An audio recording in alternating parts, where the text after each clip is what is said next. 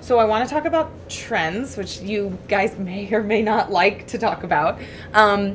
As we get into 2018, I think people want to eat in restaurants and order what they think is cool and new.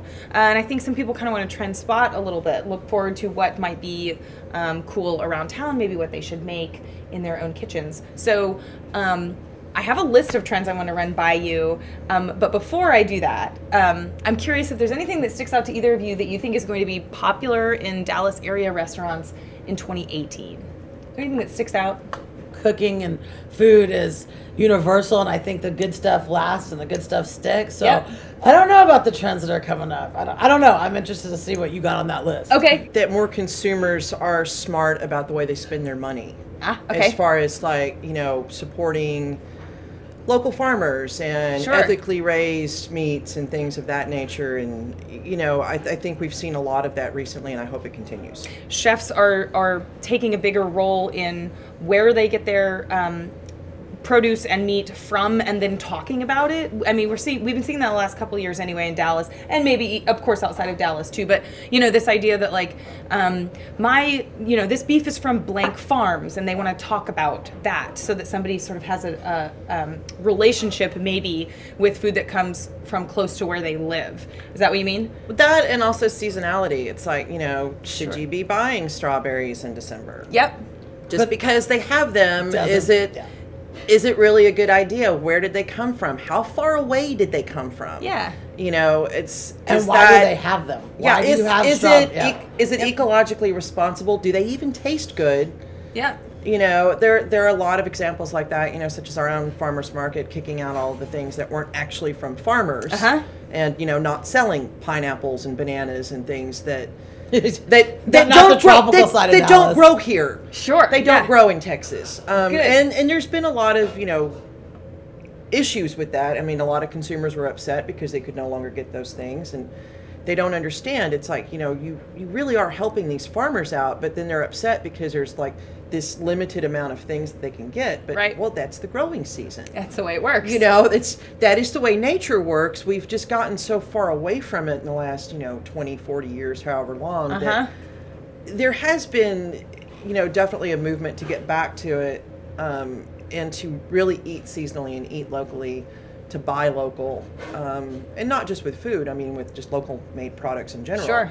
And I just hope that is a trend that just gets built upon. Yeah. And just keeps going. And I know you do that at FT33. We're a little extreme about it. Yeah, but tell us how extreme. We really use local farms. Yeah, that's hard. And, even our olive oil is from Texas, all the flours that we use, everything that we can possibly source from Texas with, a couple of exceptions. There's also the other side of that too. Like, there's a lot of restaurants too. We use as much local product as possible too.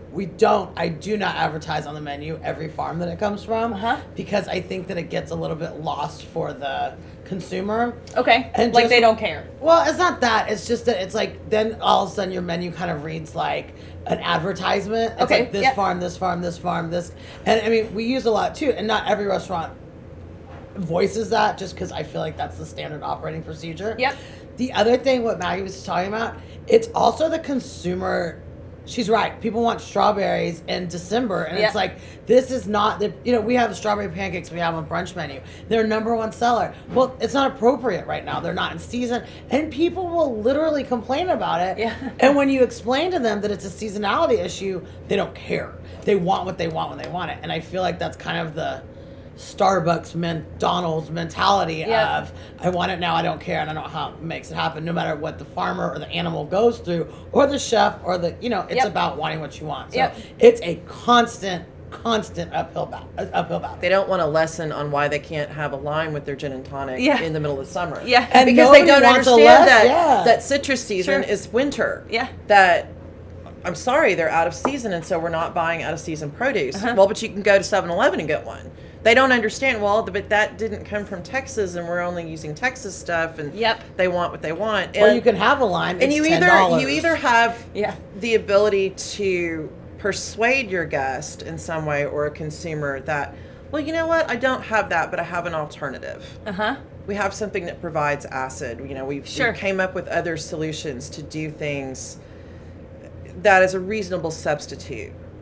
so to speak. Yeah, that might be fun, actually, And for the actually, right one. you have a lot of people who are, you know, really intrigued by it. They're very, you know, interested and they want to know, or they're just as happy with what you gave them because it's delicious. Or they should let us do our jobs. You know, that's what we're here for. Like, Yeah, sure. the consumer letting us do what we do. It's like, we know the seasons, we change for the seasons. This is the best that you can get at this time of year, and let us do what we do. Yep. And that, can we put that down as a trend? Let the chefs do what we do. I like it. So walk me through, you know, you said you're not huge on trends because good food is good food is good food. Right. Tell me what that means. I always feel like when you eat here, from the portion size to the menus to the you know, with the recipes. Like when you come here, I want it to feel like an extension of my home, and I want it to be food that you can recognize, that you can pronounce, and that you will order again. Yep. So all the wines are domestic. I always wanted it to pair together so that it's the classic food that we just kind of kick up a notch. So you know, things like meatloaf and pot pies and chicken fried steak. We fry more chicken fried steaks, and we do it with ribeyes, and people are either horrified or intrigued or a little bit of both. But things like mustard greens and mac and cheese, and to people that seems like, oh, you know, it's not fancy or it's not sophisticated. The hell it's not. It's done well. The sauce works amazing. It takes a lot of time and love, but it's food that you can recognize and can eat. You know, we pickle and preserve everything that we possibly can because we do work within the constraints of really being kind of hyper seasonal. So when there are things that have a shorter season, we buy as much of it as possible and preserve as much of it as possible. I mean, so that you can use it anytime you want. So that way we have, you know, like celery, for instance. You know, it's like we had celery for a while, and we knew we weren't going to be able to get any more of it, so we dehydrated a lot of it and turned it into celery powder, because then we can use it as a seasoning. And we did the same thing with onions. We do that with you know, a lot of different things. Tomato skins. You know, we have a whole army of, you know, powders and jars and vinegars and cool stuff that we've made. I want to see y'all's pantry. And we'll continue to make, and it's, you know, it's really made a big impact on how we're able to, you know, season and flavor food with things that aren't necessarily available to us anymore. Because that's cool. Honestly, you can just hang herbs up with some string and tie them in your kitchen. Okay. You know, you can crush them up, and you know, you can make your own dried herbs that way. But there's, you know, there's different things that home cooks can do that we do. I mean, I suppose home cooks do canning is a very popular thing for a lot of people. Forever. You know, making home jams. Cooks are called grandmas back in the you know, day. That's what every jams, jellies, you know, pickles. I mean, like that's definitely not out of the range of what a home cook can do. I mean, grocery stores sell ball jars. Yeah, right. You know, and so it's not that difficult. You can stick flowers in them when you're not canning. Or you use them as water glasses. Or drink some bourbon. Yeah. Come on now. Better I like how you're like, let's put flowers in there. Yeah, with the sauce in it. Yeah. Okay, so let me run by a couple of trends that people, this is across a whole bunch of sources, think that are going to be a thing. And I should couch this by saying, I found one story that named 140, I want to say, trends for this year, which sounds like none of them could be trends if 140 of them are trends. That's, you know, so definition. We need to be a little careful about the word that we use there. But some things I have heard that we will see, and these are nationwide. So tell me, you can say yay or nay, or if you've got a comment, you know, we'll buzz through a couple of them. Healthy food. Is this a thing right now? Not for Blythe. I mean, that's ridiculous, because people tease me because we fry stuff and we put bacon, butter, and booze. Of course, every element has healthy to it, but this is ridiculous. I mean, it's like, okay, I'm gonna put kale on stuff. Great, you call it a salad, be done with it. Yeah, right. What do you think?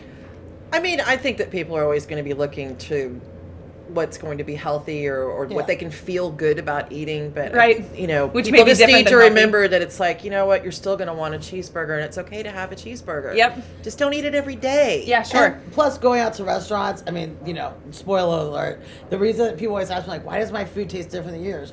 You know, restaurants use real butter and real oil and salt and seasoning stuff. I mean, the reason you come out is because it tastes so damn good, and that's what you want. It's worth paying for. And by the way, in January, people are always willing to talk about the healthy food.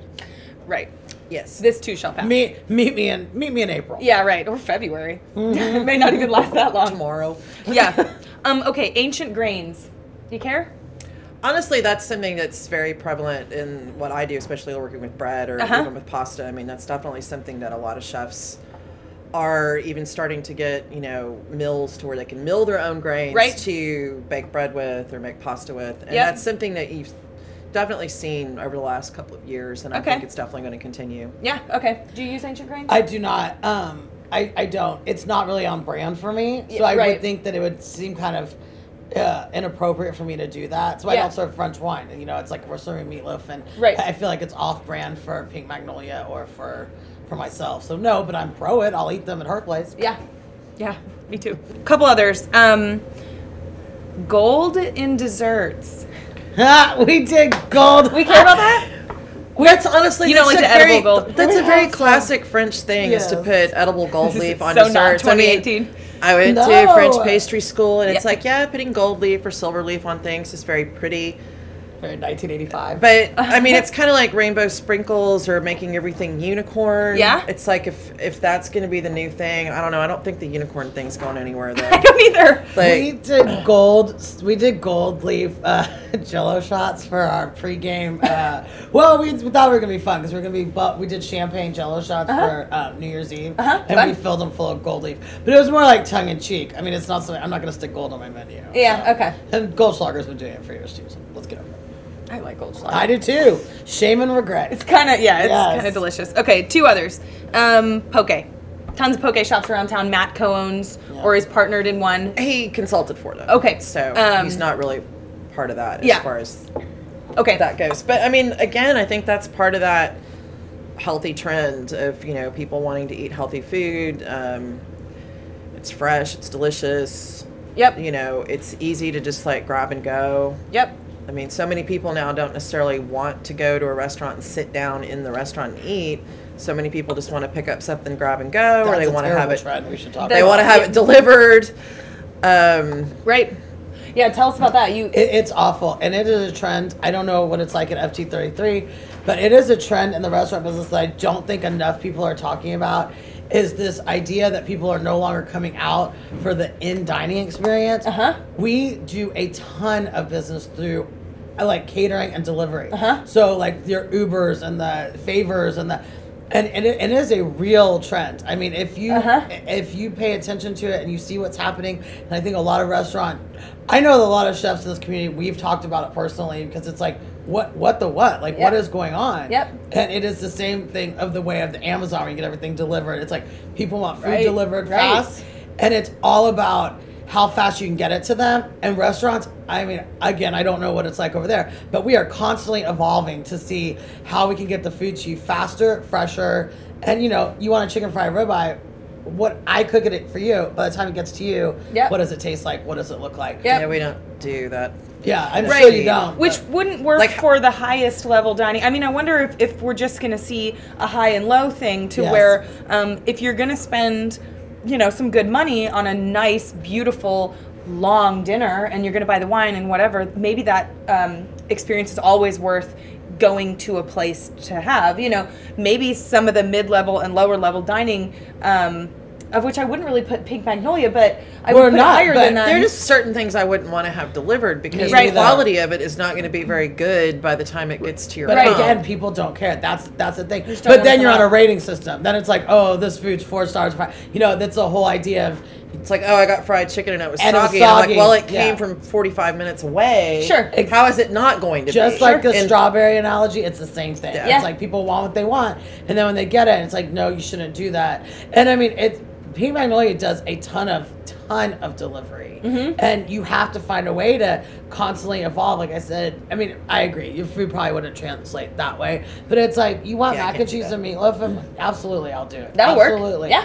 And so we don't let everything go out the door, but Yep. it is a trend, the not good way for the restaurant. And do you both think that restaurateurs need to think a little harder about how to make the in-dining experience better so that people want to come and spend their money? Service is key. Yeah. I mean, I think can make or break a restaurant faster than anything is poor service. More than the food, maybe. Or same. You'll go back to a restaurant that has pretty good food and great service. Yeah. But you won't go back to a restaurant that has good food and really horrible service. Sure. Yeah, I Like think you you're just right. won't go back. Yep. Like if you feel insulted, if you feel like you were ignored, Yeah. you're never going to go back Yeah, there, and you're going right. to tell everyone about how horrible Yeah. your experience was. It's easier to talk about the bad stuff, isn't it? Always. Yep. And this is I always tell the kids, which is what I call my staff. Like I tell the kids, like every restaurant's got great food. Every restaurant's got great drinks. What makes Pink Magnolia or FT33 or whatever is the people, the kids. Yep. You know, people come in. We have a server here who people see on reviews and want to have him as their, you know, funny. they want to have, you know, Jeremiah wait on them or whatever it is. I think where we're headed, and I see this every day, is people want more. How do I get more out of every experience with not necessarily spending as much money or more money? They want to be entertained. They want to be they want to be loved on. They want to be, I call it like we always talk about, it's like entertainment dining. It's like dinotainment. You know, it's like we did a murder mystery here. It sold out in a day. Yeah. Because people want to be fun. entertained. It was fun. But we do these jammy brunches where everyone wears their pajamas and we listen to like sock hop music. People want more, and it's more, and it's more. And as a restaurateur, it keeps you up at night because you're always thinking about, you know, the food, the service, your staff, your guests. I mean, it's constant. It is relentless. Yep. I have interviewed Phil Romano a million times. You know, he's created so many chain restaurant, or what became chain restaurants, and he has a lot of things, but one of his things is dinner theater. You know, like he's the king of it. What do you do that's like flashy and fun? And it doesn't work for every restaurant, but it worked for a lot of his. Yeah, where do I sign that? Where do I sign on that line? Thank you for it to go to chains. I mean, I know people don't want to think about that, but it is frightening because you want people to come in and you want people to eat, but it's a trend that's like everything's a review.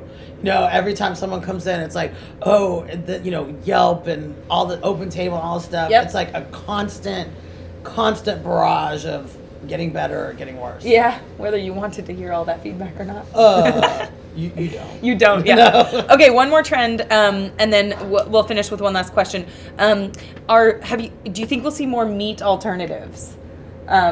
So we're talking like the Impossible Burger, you know, that's made of that fake stuff. And do you guys cook with fake meat at all? No. Okay, and what? I don't understand trying to make fake meat. Like, to me, like, if you're not going to eat meat because you, for either ethical or dietary reasons, decide that you don't want to eat meat, why do you want something that tastes like bacon? Sure, why don't you just eat vegetables? I don't get it, because like vegetables are what make food interesting anyways, or fruits and vegetables. I mean, that's where all the color and the variety is.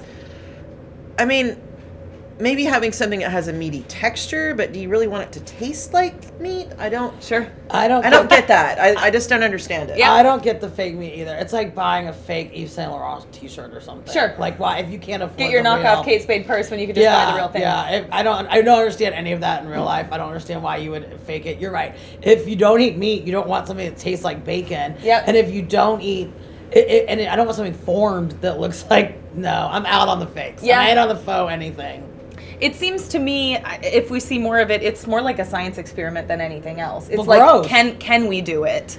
Maybe not. Should we? I guess the Impossible Burger is kind of cool because, I mean, the idea that it bleeds. I don't know about that. That kind of grosses me out. Yes. But the idea of like a veggie burger, I don't think there's anything wrong with that. Or a black bean burger. Because you know, like you're making a sandwich. Yeah. Okay. Last question.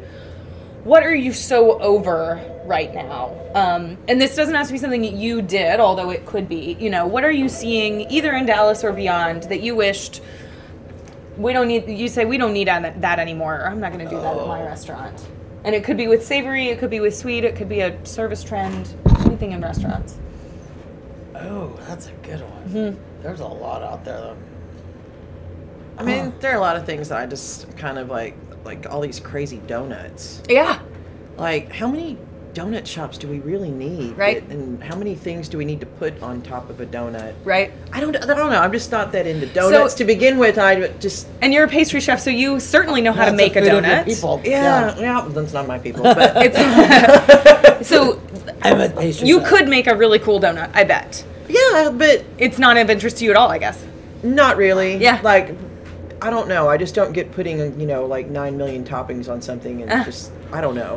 But like, it's kind of like the unicorn thing too. It's like, does everything need to be rainbow? Right. Too over the top.